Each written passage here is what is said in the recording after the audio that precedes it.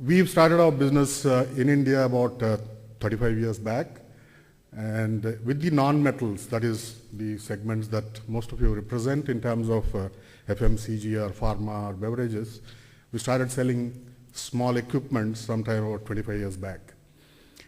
When we introduced small machines, that's strapping machines, some of you must have noticed this in the airports where your baggage is strapped after the screening is done.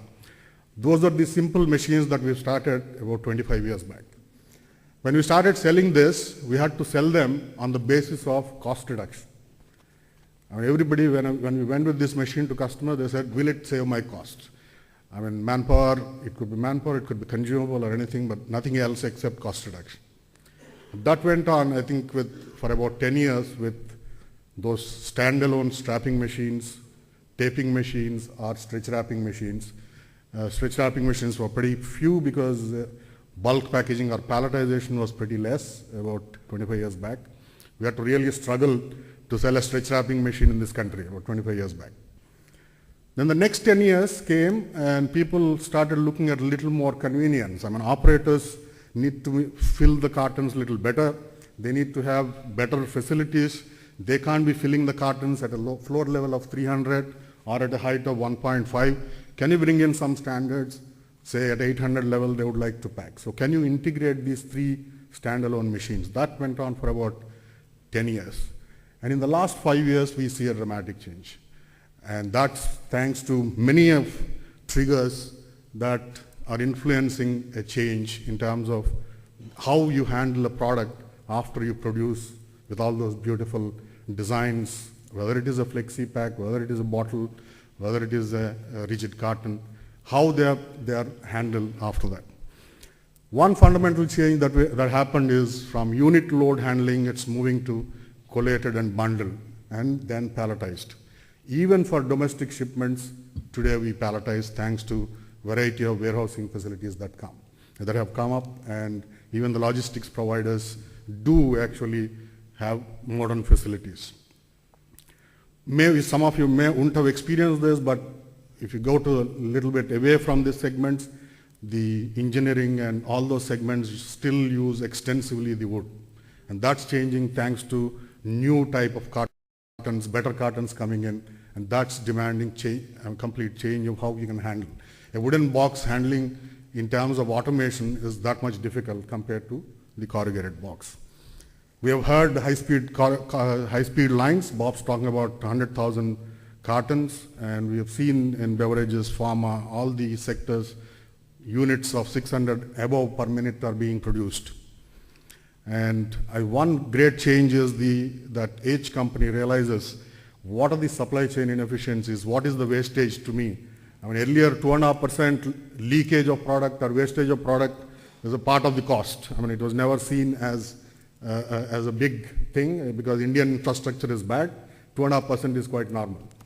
And today I think that's seen as a big cost, and people are looking at how can I make it 0.5, how can I make it near to zero. And thanks to the huge amount of manual intervention, I mean, for example, many of the flexible packaging things which keep pumping out these pouches, and from the FFS machine, about 5 years back, the pouches keep falling on the ground, and then you have a battery of teams sitting there and putting them into cartons, noting down what all they have put in there, and then manual intervention until it is shipped into the truck. That's leading to huge errors. Need for consistent quality, and of course exports, increasing exports are driving specification changes. Sustainability, I think we have heard enough today, and that's something again is driving change in terms of how you handle these packs after production. Modern warehousing and the material handling systems that people are investing, and high cost of floor space. I think thanks to this new law of land acquisition, I think this will further go up, I'm sure. And the floor space availability itself is a big issue. Retailing and buying pattern is changing from a single pack to multiple pack. We have seen the Heineken 6 cans there, and you can see the packs here in terms of Foster's or Coke or the multi brands in single pack. And the way they are displayed so that they get the attention of the consumer in terms of how you can arrange them. I mean, if you see those Fosters, the letters on the adjacent cans are again put in such a way that you can see Fosters there. So similarly, somebody talked about the individualized cans or bottles of Coke, etc. After they're produced, you need to ensure that integrity is maintained until it is shipped and reaches the retail, and you spend less time in putting it on the shelf. So obviously you need to collate them automatically online at those speeds of 1200 cans per minute or 600 bottles per minute. So that's some challenges retail throws for such kind of unique and those innovative ideas, marketing ideas that are coming. And of course, I think development of local technology again is something which is pushing these changes in terms of automation. Branding and traceability, I think we've heard that track and trace part in the morning, so I won't take much time on that. So in the last 10 years, we've kind of tried to take this role of lead integrators. In majority of the industry, whether it is pharma, beverages, or everywhere, there are lots of companies across the globe who give complete solution. That is, starting from, if it is a beverage company, starting from the preforms till it's stored in the warehouse, there are companies who give a complete solution. But thanks to the way we kind of do our project management, we split it into pieces and we buy pieces from various things. Blow molding from somewhere, filling from somewhere, shrink from somewhere, sleeving from somewhere, ASRS from somewhere. Now the customers have realized that these don't talk to each other. They have mismatches and there's a need to kind of integrating them. That's the role after the production part is what we have taken, and we've been engaged in various of these segments that you see there, including the warehousing space. So how do these integrated lines look like? I've kept a couple of slides there in terms of showing what integration means, integrated lines means, or what does it mean to handle these high-speed production, whether it is in metals, whether it is in beverages, whether it is in pharma. How does it look like? I mean, you can see there a large packaging line starting immediately after a cold rolled coil is produced in a steel plant until it is kept into the warehouse.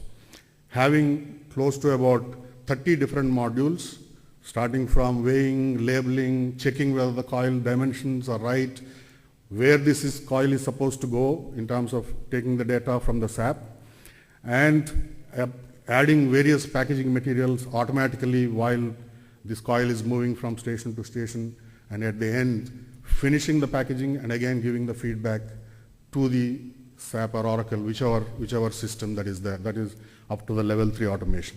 That's something in the metals. In reality, the systems can look as large as those when you look at those integrated lines for coils. Something similar is for the sheets that you see. And this is something for textile, similarly starting from the bobbin till it is palletized, completely palletized in a textile segment. Typical pharma or beverages or food processing, we have multiple packaging lines. Typically, most of the investment goes into the packaging. Multiple packaging lines. At the end of each of the packaging line, we have 7 to 10 people sitting and doing the job.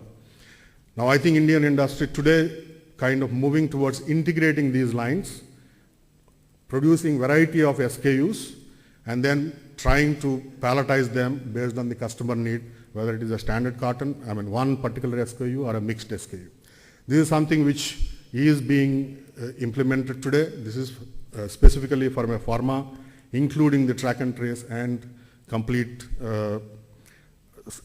data transfer from the systems to the overall the systems that exist for data. In terms of managing the business. Similar is for food and FMCG. You can see a variety of modules starting from inspection system, conveyors, label applicators, cartonators, conveyors, of course, variety of these modules that get integrated into a food segment up to the ASRS level. And this is something for beverages, again integrating various modules to take care of those high-speed production, keeping in view of those track and trace, brand, keeping in view the way it has to be displayed in the retail stores.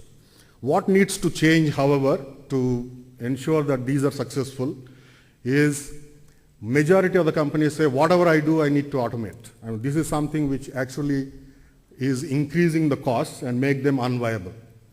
Instead of looking at making sure what I produce the highest, 80% of my production which need to be taken care in terms of automation, we look at doing 100%, which increases the cost of automation by 2 to 3 times. When you try and do everything, small pack to big pack, everything need to be packed on the same packaging line with a similar kind of packaging style, it increases the cost. In terms of CFCs, the qualities definitely are improving. Out of 12,000 corrugators in the country, I think close to about 200 people have got automatic systems today and probably is increasing. And that will enable the carton erectors kind of thing working fine and the systems working fine. Today we can't introduce a carton erector in this country because 80% of the time the cartons won't open. No, I'm not talking about those pre-printed smaller cartons, but I'm talking about the corrugated boxes. And of course the truck designs still haven't changed. Gradually there is a change coming. This need to completely change so that these automation can go up the loading onto the truck. Good to hear some machines are being designed, but still we are lagging behind in terms of some of those modules like cartonators, etc. at high speeds. We still are dependent on Italy or Europe, and that I'm sure the Indian industry will catch up and localize these machines.